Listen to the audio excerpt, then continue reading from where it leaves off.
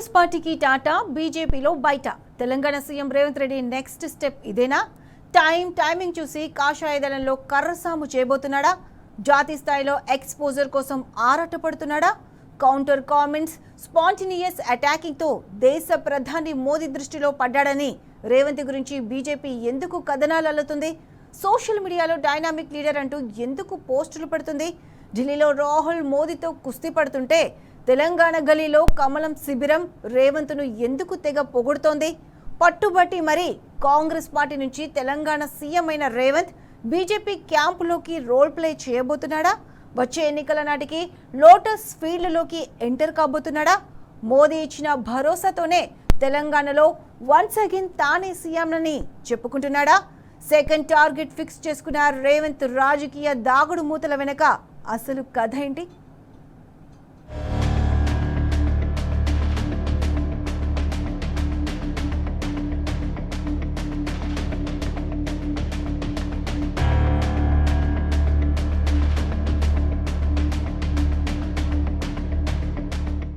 కమలం క్యాంపులోకి Revanth grand entry.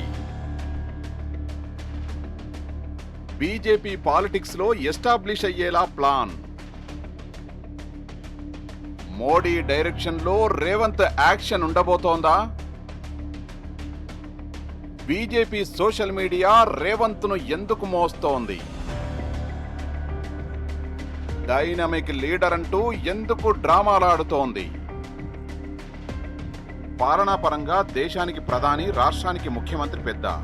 ఇది వ్యవస్థలో అంతర్భాగం. రాష్ట్రాలను సమదృష్టితో చూడాల్సిన బాధ్యత ప్రధానిది. బీజేపీయేతర రాష్ట్రాల ముఖ్యమంత్రులతో ప్రధానికి ఎలాంటి రాజకీయ వైషమ్యాలున్నా వాటిని పక్కన పెట్టి దేశ ప్రధాని హోదాలో ఆయన అందరినీ, అన్ని రాష్ట్రాలను సమానంగా చూడాలి. ఈ నెల 10న హైదరాబాద్కు వచ్చిన ప్రధాని మోదీ కాంగ్రెస్ ముఖ్యమంత్రి అయిన రేవంత్ రెడ్డిని ఉద్దేశించి ఓ మాట అన్నారు. मैं रेवंत जी से कहूंगा कि 10 साल के शासन में भारत सरकार ने जितना गुजरात को दिया वो मैं आपको देने को तैयार हूं, लेकिन मेरी जानकारी से मैं आपको बता देता हूं कि जैसे ही मैं ऐसा करूंगा आपको जो अभी मिल रहा है वो आधा हो जाएगा. आप जहां पहुंचना चाहते हैं नहीं पहुंच पाएंगे और इसलिए अच्छा है कि मेरे से ही जोड़ो.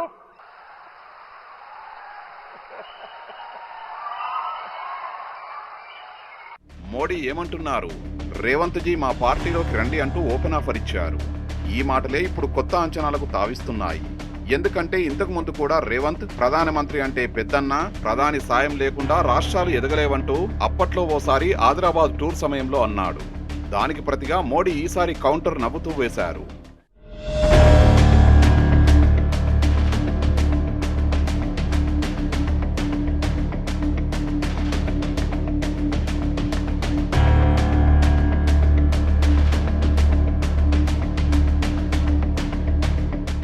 కొంచెం లోతుగా విశ్లేషిద్దాం. మోడీ ముందు రేవంత్ బీజేపీయేతర రాష్ట్రాల ముఖ్యమంత్రులందరి తరపున వకాల్తా పుచ్చుకోవడం ఆశ్చర్యం. విపక్షపాలిత రాష్ట్రాలు మోదీని సవాల్ చేస్తుంటే రేవంత్ మాత్రం పెద్దన్న అని పిలవడం విచిత్రం. నిజంగా ఇది ఒక రకంగా దిగజారుడుతనమే. ఇద్దరి మధ్య వ్యక్తిగత బంధాన్ని మరింత బలంగా మార్చుకోవాలనే ప్రయత్నమే.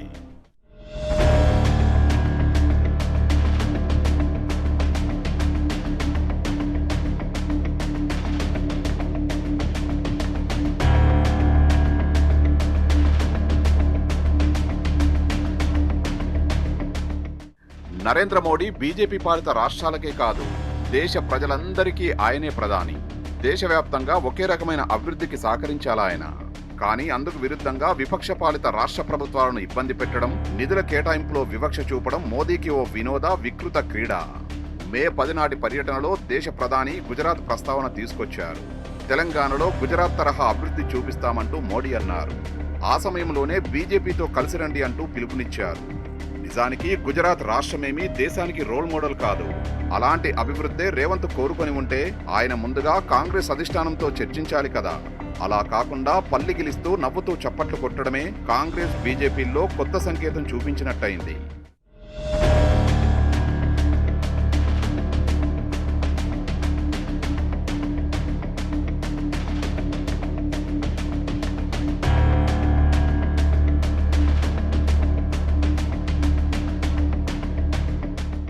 అటు కాంగ్రెస్ అధిష్టానం కేంద్రంలోని బీజేపీ ప్రభుత్వంతో తీవ్రంగా పోరాడుతోంది. ఇటు రాష్ట్ర ప్రయోజనాల కోసం మోడీతో సన్నిహితంగా ఉండడం రేవంత్ రెడ్డికి ఒక సవాలు. ఒకవేళ ఆయన కేంద్రంతో సన్నిహితంగా ఉంటే బీజేపీ బీ టీం అనేది నిజమైనట్టే. అలాగని దూరం పెడితే నిధుల విషయంలో ఇబ్బందులు ఎదురవచ్చు. ఏమైనా ప్రధాని మోదీ చేసిన ఈ ఒక్క మాట తెలంగాణ రాజకీయ ముఖ చిత్రాన్ని మార్చేయబోతుందన్న చర్చ జరుగుతోంది. నిజానికి ఇది చర్చ కాదు. సాక్షాత్తు బీజేపీ నిజామాబాద్ ఎంపీ ధర్మపురి అరవింద్ కూడా అదే అనుమానాన్ని వ్యక్తం చేశాడు. మన మోడీ గారు మేరసే జుడిజావని మరి ఏమన్నా ఉందో నాకైతే తెలియదు. నేను చాలా చిన్న కార్యకర్తని బీజేపీలో. ఏమన్నా లింక్ ఉందేమో మరి నాకైతే తెలియదు. ఇట్లాంటిది ఏమైనా ఉందా? సువేందు అధికారి అందుకే చెప్పిన కాంగ్రెస్ వాళ్ళకి సలహా, మన ఆయన చాలా సేవ చేసి ఈ పార్టీకి జెన్యున్ గా కోమటిరెడ్డి వెంకటరెడ్డి లాంటి వాళ్ళు, శ్రీధర్ బాబు లాంటి వాళ్ళు మాట మీద ఉండి జీవితాంతం కాంగ్రెస్ పార్టీలో ఉండి కసంటోళ్ళని చేసుకున్నా సరే, ఈయనకి ఏదో వాడేస్తే అయిపో మంత్రి పదవి. అరవింద్ అనుమానం ఏంటంటే రేవంత్ రెడ్డి కాంగ్రెస్ నుంచి బీజేపీలోకి జంప్ అవుతాడని, తెలంగాణలో ఆయన మరో సువేందు అధికారి కావచ్చని చెబుతున్నాడు. ప్రధాని వ్యాఖ్యల వెనుక ఉన్న అంతరార్థం అదేనేమో అన్నాడు. టీడీపీ నుంచి వచ్చిన రేవంత్ ను కాంగ్రెస్ అధిష్టానం చేసిందని, ఆ పార్టీలోని సీనియర్లను మోసం చేసిందంటూ పెదవి విరిచాడు. హస్తం సీనియర్లు ఇకనైనా ఆలోచించాలంటూ ఫినిషింగ్ టచ్ ఇచ్చాడు.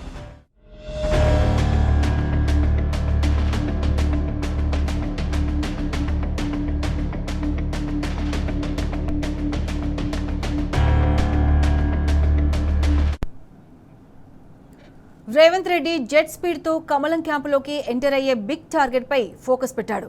ఇక ఇటీవల సభలో మోడీ కామెంట్ రేవంత్ లాఫింగ్ చూస్తే అది నిజమేనని అనిపించక తప్పదు. దీన్ని బేస్ చేసుకుని కాషాయ దళం కూడా చూసావా మా ఓడి ఎలా రెచ్చిపోతున్నాడో అంటూ భుజానికెత్తుకుని సోషల్ మీడియాలో మోస్తుంది. బీజేపీ పాలిటిక్స్ లో ఎమర్జ్ అయ్యే స్కెచ్ అంటూ ఇండైరెక్ట్ ఇండికేషన్స్ ఇస్తుంది. అందుకు ఇదే సరైన అవకాశమని లెక్కలు వేసుకుంటున్నాడు రేవంత్. మరి లోటస్ లిట్మస్ టెస్ట్ లో పాస్ అవుతాడా, పల్టీలు కొడతాడా?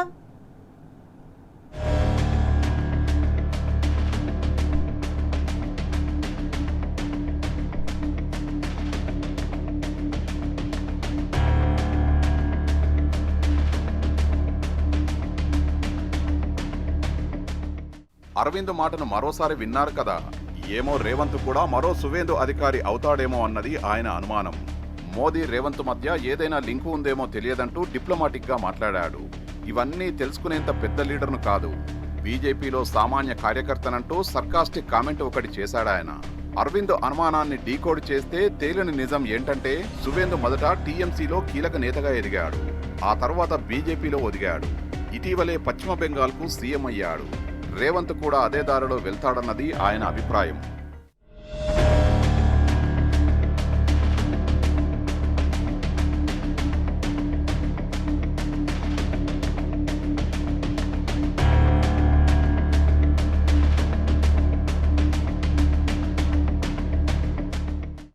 అదీగాక 2039 వరకు రాహుల్ గాంధీ ప్రధాని కాబోడని మొన్న ఈ మధ్యనే రేవంత్ రెడ్డి బహిరంగంగానే ప్రకటించాడు. ఈ లెక్కన ఇంకా 10 ఏళ్ల పాటు మోడీయే ప్రధానిగా ఉంటారని రేవంత్ చెప్పకనే చెప్పినట్టు కదా. భవిష్యత్తులోనూ మోడీ పాలనే కొనసాగాలని రేవంత్ పరోక్షంగా ఆశించినట్టే కదా. బీఆర్ఎస్ వర్కింగ్ ప్రెసిడెంట్ కేటీఆర్ కూడా ఇదే మాట చెప్పారు.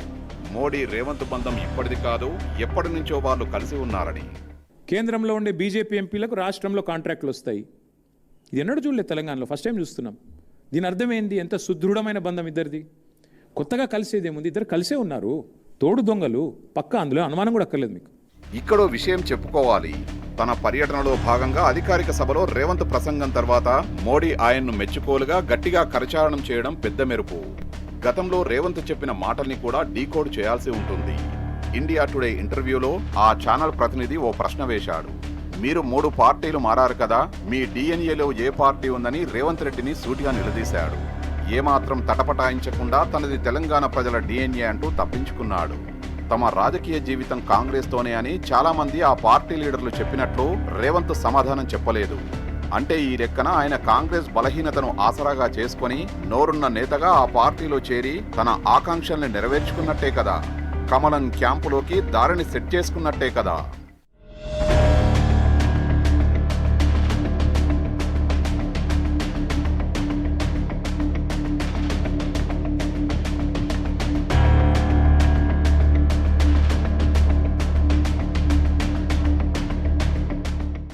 రేవంత్ వ్యవహారం ఎలా ఉందో చెప్పడానికి ముందో ఉదాహరణ చెప్పుకుందాం. నష్టాల్లో నడుస్తున్న కంపెనీని కొని కొందరు లాభాల్లోకి తెస్తారు. ఆ వ్యాపార చాతుర్యాన్నే రేవంత్ రాజకీయాల్లో చూపించాడు. అందుకే రేవంత్ ప్రసంగాల్లో జనం పట్ల ప్రేమ కన్నా బీఆర్ఎస్ నేతలపై వ్యక్తిగత విమర్శలే ఎక్కువగా కనిపిస్తాయి. హుందాతనంతో వ్యవహరిస్తూ ఎందరో రాజనీతిజ్ఞులు కూర్చున్న ముఖ్యమంత్రి పీఠం గౌరవాన్ని కాపాడే బాధ్యత తనపై కూడా ఉందన్న నిజాన్ని కూడా రేవంత్ పట్టించుకోడు. ఎందుకంటే తనకు కావాల్సింది పదవి, అధికారం. దానికోసం బీజేపీలోకి సిగ్గు లేకుండా ఎంటర్ అయినా ఆశ్చర్యపోనవసరం లేదని గాంధీ భవన్లో వినిపిస్తున్న గుసగుసలు.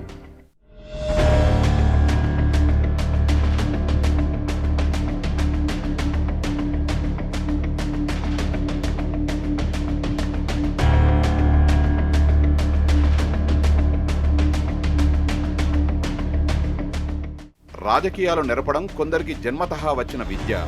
అలాంటి వారు గెలిపే లక్ష్యంగా ఎన్ని అడ్డదారులైనా తొక్కుతారు.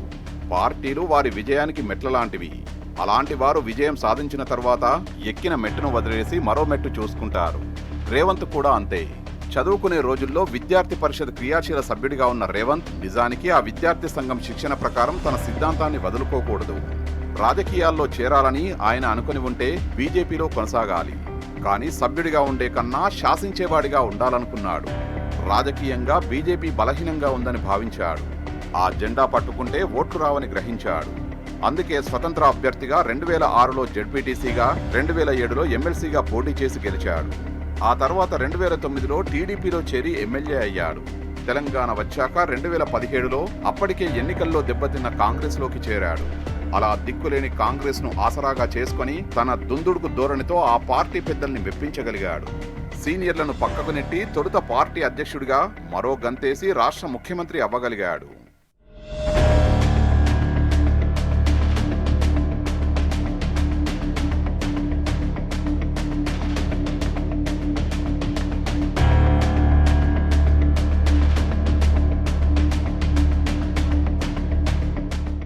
కానీ ఇక్కడ ట్విస్ట్ ఏంటంటే రేవంత్ రెడ్డి గొంతుపై ఓటుకు నోటు కేసు కత్తిలా వేలాడుతోంది. 2015 మేలో ఏడాది వయస్సున్న తెలంగాణ ప్రభుత్వాన్ని కూలగొట్టేందుకు చంద్రబాబు పన్నిన కుట్రను అమలు చేస్తూ స్టింగ్ ఆపరేషన్లో అతను దొరికిపోయాడు. ఆ అభియోగమే ఆ కత్తికున్న పదును. నెల రోజుల కటకటాల జీవితం గడిపాక దొరికిన కండిషన్ బెయిల్పై ప్రస్తుతం రాజకీయాల్లో కొనసాగుతున్నాడు.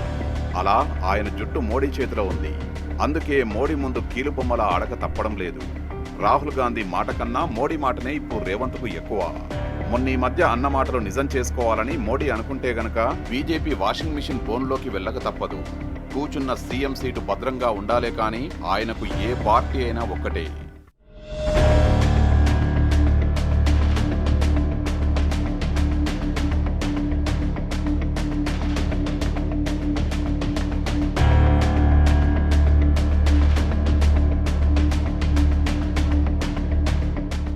ప్రభుత్వాల్ని కూల్చడంలో మోడీ, షా మహా మాయగాళ్లు. పాలక పక్షాలను నిట్టనిరునా చీల్చిన కనికరం లేని చరిత్ర వారిది. కాంగ్రెసే తమ ప్రాణం ఊపిరి అని భావించే పాతకాపులు తప్ప రేవంత్ బ్యాచ్ మొత్తం బీజేపీలోకి జంపైనా ఆశ్చర్యం లేదు. తెలంగాణలో టీడీపీ మూలాల్ని మరోసారి కదిలించి తన గురువు చెప్పు చేతుల్లో ఉంటూ గురుదక్షిణ చెల్లించుకుంటూ ఎన్డీఏలో చేరి చక్రం తిప్పాలన్నది రేవంత్ వ్యూహంగా కనిపిస్తోంది. అందుకే బండి సంజయ్ కొడుకు పోక్సో కేసు సంచలనం సృష్టించినా తనకేమీ తెలియదని 2 రోజుల తర్వాత తాపీగా చెప్పడం దేనికి సంకేతం? టీడీపీ, జనసేన సపోర్టుతో బీజేపీని బలోపేతం చేసి ఆ పార్టీలో చేరి రాజకీయం చేయాలన్నది ఆయన ఆలోచనగా తెలుస్తోంది.